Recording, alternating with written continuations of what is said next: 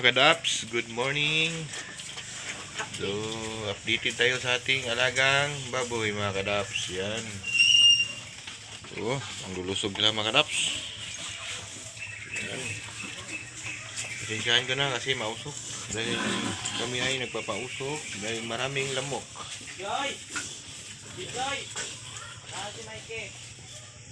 Ayan mga kadaps. Oh. Okay. So, ayan mga kadaps, updated na tayo ngayon sa ating alagang baboy mga kadaps. Ayan. So pinakain na ito ni Mrs. mga kadaps. So ayan, pagsensyahan nyo na muna kasi mausok. Dahil yan nagpapausok kami kasi ang daming lamok mga kadaps. Umulan kasi kagabi mga kadaps. Yan. So ngayon nagpapahinga na lang sila kasi alam nyo na, busog na. So, yun mga kadaps, kahit yung pagkain na, hindi na ubos.